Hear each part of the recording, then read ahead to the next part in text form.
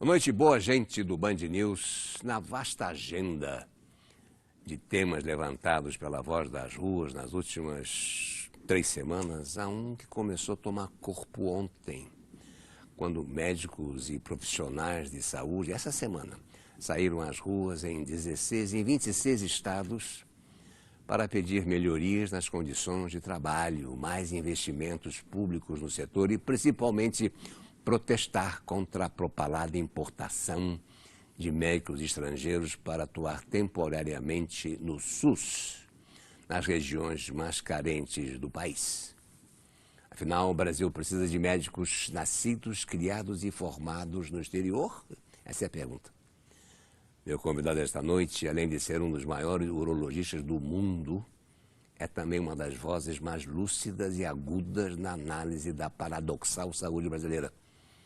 Um oásis especializada nos hospitais privados, top de linha, e uma tragédia, sobretudo nos rincões mais afastados do país, no atendimento mais básicos. Mas eu adianto a vocês que meu convidado considera, no mínimo, surrealista a importação em massa de médicos estrangeiros. Ele vai nos contar por quê. Boa noite, mestre Miguel Sluge. Boa noite, Salomão. Muito obrigado por essa oportunidade de participar do seu programa. Há uma brecha nas suas aulas, nas suas cirurgias hoje? Sempre existe. Conversar com você, sempre crio esses espaços. Miguel, querido, no começo falou-se em médicos cubanos, agora se mencionam espanhóis e portugueses que estão desempregados pela crise europeia. Você, Miguel, você seria contra essa importação maciça, mesmo se fossem médicos nova-iorquinos ou dinamarqueses? Não, de jeito nenhum. Os médicos têm protestado porque essa é uma solução, Salomão, talvez falaciosa. O Brasil tem muitos médicos que realmente não desejam ir para os locais mais remotos, mas não é por falta de espírito de trabalho, por compaixão. Eles não vão porque eles são prometidos a eles remuneração razoável e eles não recebem. Nesses locais eles vivem em clima de violência, são ameaçados o tempo todo. Nesses locais eles não conseguem exercer a medicina de forma digna, porque um médico sem equipamentos mínimos, básicos, ele não consegue exercer a profissão dele e proteger os mais simples. Então é uma falácia. Esses médicos estrangeiros, quando virem para o Brasil, vão sofrer do mesmo tipo de sentimento. Como é que eles vão atender um doente com uma dor no peito, com um estetoscópio na mão? Aquilo pode ser uma inflamação do nervo, um infarto. Se ele não tiver um aparelho do lado de eletrocardiograma, ele não atende esse doente. Como ele vai atender alguém com dor abdominal? Pode ser um apêndice perfurado ou uma cólica por um alimento deteriorado. Então é uma falácia isso. Os médicos estrangeiros vão ser abandonados nesses locais, vão continuar prestando um péssimo serviço à população, aquela mais carente, a mais desassistida e que a mais necessita de cuidados médicos adequados. Mas é um rincão tão distante que chega a pessoas com revólver, ou atende a minha mãe ou morre. Exatamente. Os médicos vivem não só nos rincões distantes, na periferia das grandes cidades. Essa violência acosta os médicos a todo momento.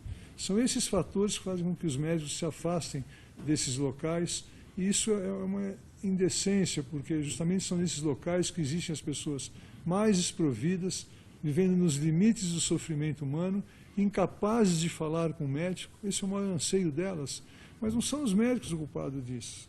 Os culpados são esse sistema criado pelo governo que não destina à saúde, à educação, à infraestrutura, à segurança, os recursos que essas áreas merecem. As áreas sociais só são lembradas nos momentos de eleições, depois elas são deixadas de lado. Veja uma indecência que eu vou te contar. Apesar de toda a propaganda que se faz, de ser de conhecimento geral, que na saúde não existem recursos suficientes, ano passado o Ministério da Saúde, que recebe do governo federal cerca de 80 a 90 bilhões por ano para dar atendimento a toda a saúde do Brasil, muito pouco. Isso é menos de 3% do nosso PIB. Os Estados Unidos gasta 14%, a Europa gasta 8%, 10%. Argentina? A Argentina gasta 20% do seu orçamento em saúde. O Brasil gasta, do orçamento, é 8%.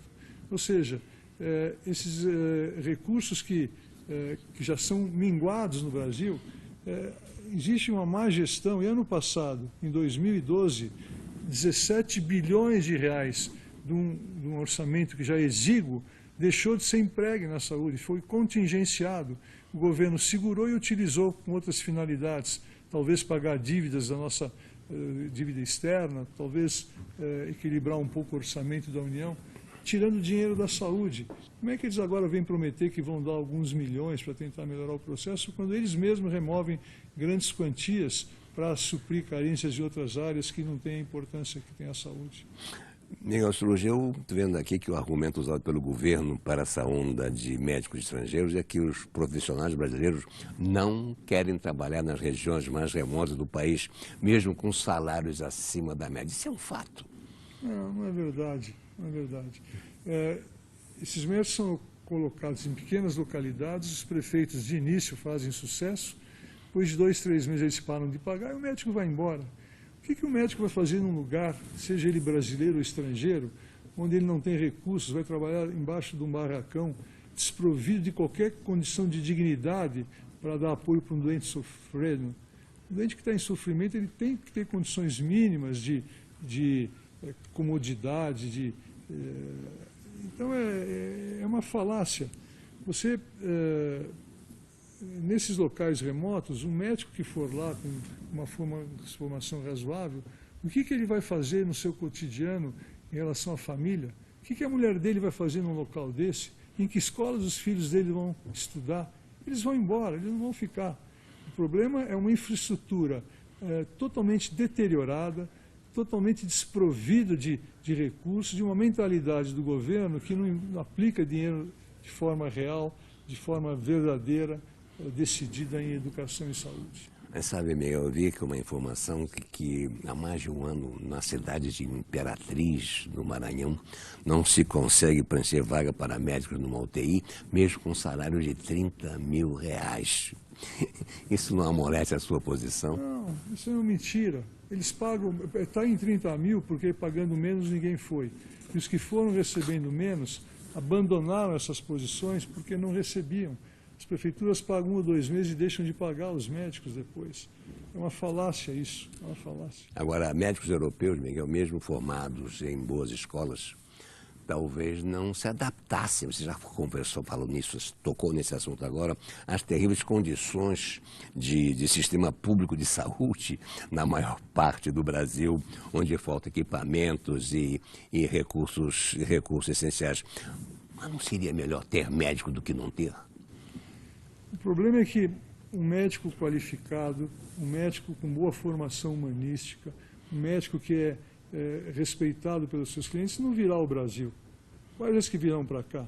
Aqueles que estão desempregados, provavelmente infelizes, talvez alguns poucos até procurados pela polícia. Eles irão exercer as atividades deles, Salomão, aqui no Brasil, em locais onde eles não poderão trabalhar com dignidade. Esses médicos não conhecem as nossas patologias regionais. Eles vêm de países onde as doenças transmissíveis já foram erradicadas, países sérios que combateram as endemias. Eles vão chegar no Brasil e encontrar um novo tipo de doença, um novo tipo de perfil de patologias que eles não conhecem. Para o papel que eles virão exercer aqui, sem ter um mínimo de condições de fazer um diagnóstico correto, de tratar esses pacientes, o que eles vão fazer nesses rincões distantes quando suspeitarem de que tem um apendicite perfurado?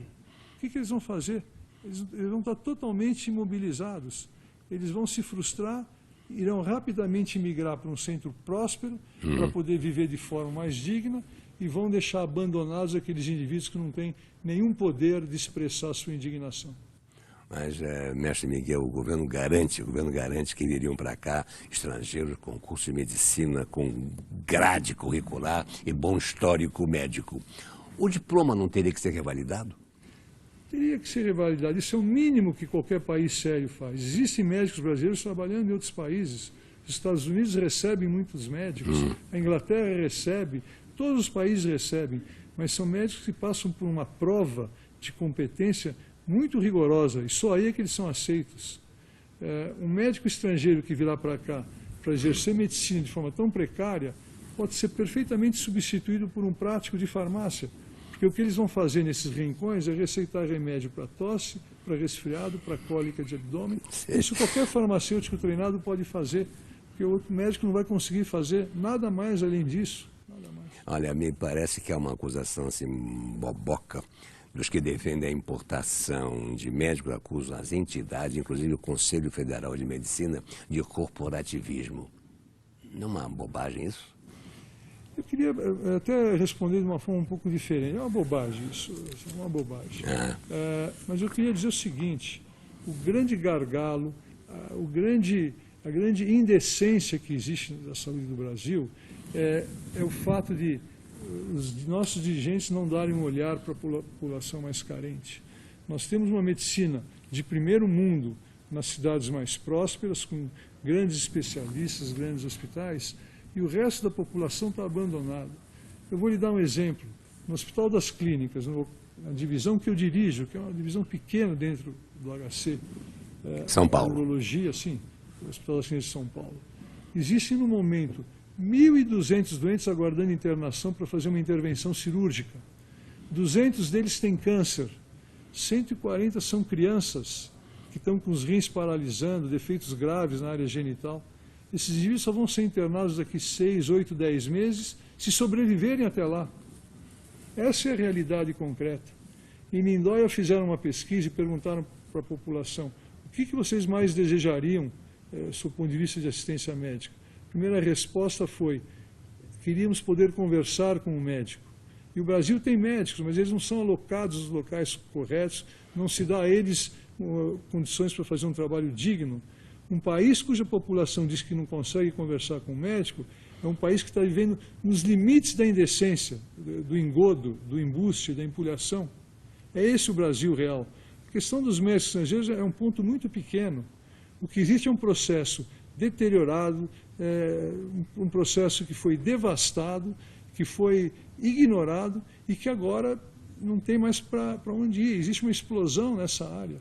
As pessoas mais simples, um indivíduo tem que esperar 8 meses com câncer para ser internado no hospital público, isso vai contra a dignidade que a condição humana exige, mínima. É esse o Brasil real, é esse o Brasil real. É contra isso que os médicos estão se postando, contra essa falácia, essa empulação. Quer dizer, falar de médico estrangeiro é uma coisa muito pequenininha. O que existe é um sistema que se deteriorou, foi destruído pela empulhação, pelo oportunismo, pela corrupção, pela má gestão, que é o que prevalece na área da saúde. No dia que estourou essa passeata de 1 milhão de pessoas aqui na cidade de São Paulo, a nossa presidente, que eu acho que é digna, mas enfim, ela é enganada pelos que o cercam, se reuniu no aeroporto com o ministro da Justiça, com Lula e com o marqueteiro dela de política. O que vai fazer o marqueteiro discutir o fato de 1 milhão de pessoas estarem na rua? Foram achar soluções falaciosas e propuseram 7, 8 medidas na área da saúde que são pura engabelação. Quer dizer, é isso que o Brasil vive. O médico estrangeiro é um problema pequeno. Mestre Miguel Struzzi, você responderia com otimismo se a medicina brasileira tem cura? Eu acho que tem cura, mas vai ser um processo muito lento, como a gente atua num caso de um câncer grave. Ninguém consegue curar um câncer grave de um dia para o outro. Isso envolve equipes competentes, trabalhando conjuntamente e começando a tratar todo o processo de baixo. O Brasil tem soluções na área da saúde. Se for dada uma atenção real, determinada, sincera para as classes mais abandonadas, se forem criados pequenos postos de atendimento médico, mas com condições mínimas, com aparelho de eletrocardiograma, com aparelho de ultrassom para saber se uma dor de barriga é uma cólica banal ou se é um divertículo perfurado, se tiver alguns exames mínimos de sangue para saber se o indivíduo está com uma infecção ou não, se o indivíduo tiver condições físicas, um lugar para o doente deitar e repousar um pouquinho, né, aqueles doentes que estão no sofrimento máximo, se essas unidades forem multiplicadas pelo nosso país, se os médicos receberem uma remuneração, não precisa ser exagerada, não precisa ser digna. No Hospital das Clínicas de São Paulo, os médicos recebem um salário de R$ 1.900 por mês e trabalham felizes lá, só para mostrar para você que o salário não é a questão. Porque no HC eles têm condições de ajudar as pessoas mais simples, de ensinar as novas gerações a exercer aquele processo inebriante que é instigar e multiplicar os seus ideais com as novas gerações de médicos. Ganham R$ 1.900 por mês e o Brasil inteiro quer trabalhar no HC. Esse é o exemplo de que não é o salário que limita a ação dos médicos. Os médicos têm muito idealismo. O médico verdadeiro é altruísta. Ele se prejudica em função de ajudar o próximo. O salário não é o problema. O que existe é uma falta total de infraestrutura, são falácias, mentira, enganação, e os médicos não querem trabalhar num lugar onde eles vão fazer um papel de protagonista irreal de um processo que está todo depravado e que ele vai chegar lá e não vai conseguir ajudar as pessoas, vai sofrer com elas, não vai poder dar nenhum apoio para a sua família, ele vai sair de lá.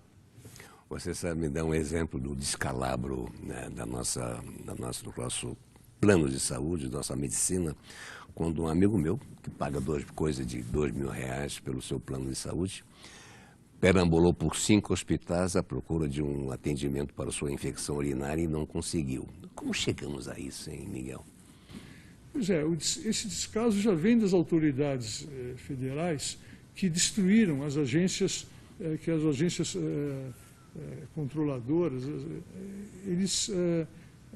A Anvisa ainda atua razoavelmente bem, mas a Agência Nacional de Saúde Suplementar, ela foi tomada por indivíduos oportunistas que estão lá para defender as grandes corporações que prestam assistência médica. O que acontece? Nos convênios onde o doente paga, mereceria receber algum atendimento mais digno, isso não acontece, porque essas agências protegem os grandes grupos, eles não oferecem nenhum tipo de serviço, e eu já vejo nesse momento as pessoas que têm convênio, que colocam suas posses que são limitadas, às vezes, para ter um seguro médico, sofrendo a mesma coisa que sofrem as pessoas do SUS. A total perda de liberdade, a total perda de capacidade de ser atendido. Num convênio médico, muitos deles, o sujeito leva 6 meses para poder marcar um exame um pouco melhor. Os convênios estão caminhando para esse processo de total deterioração, devastação, que é o que vive o SUS no Brasil. Miguel Struzzi, como é patente isso que você diz e que me reforça aquilo de perguntar a você se você tem alguma esperança nesse movimento das ruas que produza melhoras concretas na saúde pública brasileira. O governo brasileiro, além de tentar trazer médicos de fora, tem alguma ideia concreta para tirar o Brasil da UTI? Não tem. Todas as propostas que a gente está vendo eles agora apresentarem em todas as áreas são falaciosas. Essa ideia do plebiscito, que diz que o povo quer uma reforma política, o que nós queremos é eliminar esses corruptos, esses inaptos que estão por aí, esses indivíduos incompetentes que estão destruindo a nação. Então o povo naquilo lá refletiu seu sentimento, dizendo: nós queremos uma reforma política. O que o governo faz? Quer criar voto distrital, quer saber se o financiamento vai ser privado ou não. Exato. Quer dizer, totalmente desfocado do que as ruas estão clamando.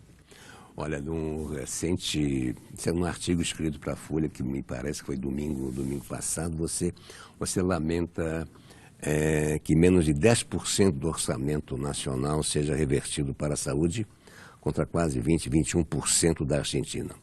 Essa história, Miguel, de destinar recursos do pré-sal para a saúde, não é uma promessa ainda utópica? O pré-sal ainda não existe, não tem um barril de petróleo ainda de pré-sal.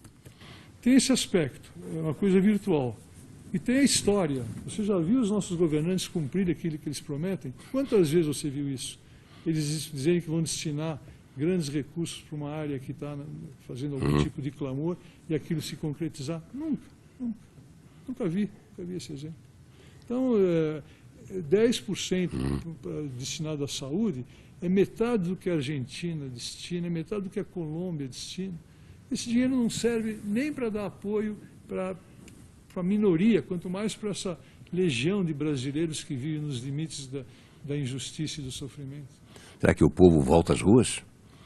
Acho que o povo vai continuar clamando, e eu tenho a impressão que talvez um momento que esse movimento todo talvez tenha alguma influência serão nas próximas eleições. Eu acho que o povo está se tornando consciente. Até as próximas eleições vai continuar a mesma empulhação. O governo não sabe nem o que fazer quando propõe medidas erradas, mas acho que é a minha esperança que nas eleições do ano que vem, todo esse grupo de inaptos, de incompetentes, de oportunistas, de corruptos, seja enxotado do poder. E aí emerge uma nação um pouco mais justa, um pouco mais tomada pela compaixão pelos seus filhos. Com essa aula magna que você nos presenteia aqui no Band News TV, mas para terminar, Miguel, imagine que um homem como você, com a sua envergadura profissional, que já galgou todos os postos acadêmicos e é considerado um dos maiores especialistas de próstata do mundo inteiro, você não tem sido sondado para cargos públicos na área de saúde? Alguma possibilidade que isso um dia se concretize? Eu fui sondado, mas eu tenho, sabe, eu uso a minha capacidade de poder, a minha oportunidade, diria até melhor, de poder me expressar para defender aqueles que não têm essa possibilidade. Isso não é demagogia. Eu consegui uma posição forte, uma posição dentro da urologia que me honra muito, trabalhando como médico, e a minha vocação é para ser médico. O que me deixa inebriado é um doente que encosta a cabeça no ombro e me diz: muito obrigado, doutor, por ter me curado, por ter aliviado o meu sofrimento. Isso é inebriante para mim. E eu aproveito esse tipo de sentimento, que é uma razão existencial, que me aproxima da felicidade, e junto com isso, eu uso as oportunidades que me surgem por ocupar essa posição como médico para realmente expressar minha indignação, meu clamor, em nome daqueles que não têm a possibilidade de se expressar. Isso pode parecer uma coisa um pouco demagógica da minha pessoa, mas eu faço isso. E eu confesso que eu faço com felicidade. Cada vez que eu consigo me expressar, consigo gerar indignação, eu acho que eu estou cumprindo um pouquinho do meu papel, melhorando um pouquinho da minha insignificância como ser humano.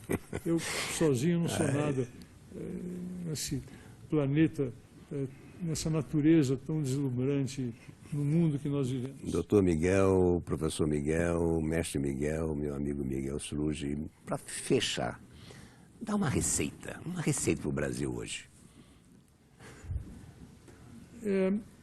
Veja, eu diria que nós só vamos mudar esse processo todo em que o Brasil se encontra quando as pessoas compreenderem que aquele discurso de Brasil rico, Brasil falacioso, Brasil potência, era uma falácia. Nós não somos nada disso. Nosso país é um país pobre, cheio de indecências. Então, as pessoas precisam compreender isso. Na verdade, um pouco dessa indignação que surgiu agora, Salomão, se deve a isso. De repente, as pessoas perceberam que aquele discurso ufanista não era real. Eu acho que, se a gente conseguir as classes um pouco mais instruídas, as pessoas um pouco mais conscientes, um pouco mais críticas, incutir na população esse sentimento de que a gente tem que, para desenvolver a nação, colocar pessoas decentes, que olhem para elas e que deixem de falar bobagem, de falar mentira, de empulhar. Eu acho que aí, talvez, desse momento, nasça uma nova nação. Mestre, muito obrigado. Que Deus continue iluminando você, Miguel Sruji. Obrigado pela oportunidade. Na passeata desta semana dos médicos na Paulista, eu encontrei a doutora Juliana Minsen, ela é médica no Rio. E entrei em contato com suas ideias através do território livre da internet. Conta ela. Na frente da sala da sutura tinha um paciente idoso internado numa cadeira, com um soro pendurado na parede num prego similar aos que prendemos samambaias. Ao seu lado, seu filho, com fala pausada, calmo e educado, como eu, como você, como nós.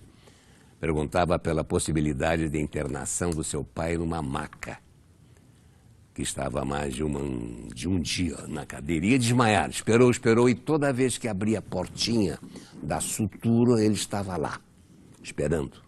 Como eu, como você, como nós. Teve um momento que ele desmoronou. Se ajoelhou no chão, começou a chorar. olhou para mim e disse: não é para mim, é para o meu pai, uma maca, pelo amor de Deus. Como eu faria? Como você, como nós. Saí, chorei, voltei, briguei e o coloquei numa maca retirada da ala feminina. Já levei meu pai para fazer exame no meu hospital universitário. O endoscopista, quando soube que era meu pai, disse: mas por que você não me falou? O Juliano levava no privado. Não precisamos, acredito, nas pessoas que trabalham comigo, que me ensinaram, eu acredito. E ainda ensino, eu acredito, eu confio. Meu irmão precisou, eu o levei lá. Todos os nossos médicos são de hospitais públicos que conhecemos e se não os usamos mais, é porque as instituições públicas carecem. Carecem, padecem de leitos, aparelhos, materiais e medicamentos. Uma vez fiz um risco cirúrgico e colhi sangue no meu hospital universitário. No consultório de um professor, ele me pergunta: e você confia? Se confio para os meus pacientes, tem que confiar para mim. Eu pratico a medicina, ela pisa em mim alguns dias, me machuca, tira o sono, dá rugas, lágrimas. Mas eu ainda acredito na medicina. Nesses últimos dias de protestos nas ruas e nas mídias, brigamos por um país melhor, menos corrupto, transparente, menos populista, com mais qualidade, com mais macas, com hospitais melhores, mais equipamentos e que não faltem medicamentos, um SUS melhor. Eu não tenho palavras para descrever o que penso de Brasília. Mas hoje, por mim, por você, pelo meu paciente na cadeira, eu ouvi o governo dizendo que escutou o povo democrático brasileiro, que escutou o que queremos de educação, saúde, segurança e qualidade. E disse que importará médicos para melhorar a saúde do Brasil, para melhorar a qualidade. Eu sou uma médica de qualidade. Meus pais são médicos de qualidade. Meus professores são médicos de qualidade. Meus amigos de faculdade, meus colegas de plantão. O médico brasileiro é de qualidade. Os seus hospitais, Brasília, que não são. O seu SUS é que não tem qualidade. Não pisem no meu diploma. Não me culpem de sua incompetência. Somos quase 400 mil, não nos ofenda. Olha, Brasília, eu estou amanhã de plantão. Abra uma ficha, eu te atendo. Não demora, não. Não faltam médicos, mas não garanto que tenha onde sentar. Afinal, a cadeira é prioridade dos internados. Hoje eu chorei de novo. Olha, daqui a pouco vamos chorar todos nós. Boa noite e seja feliz.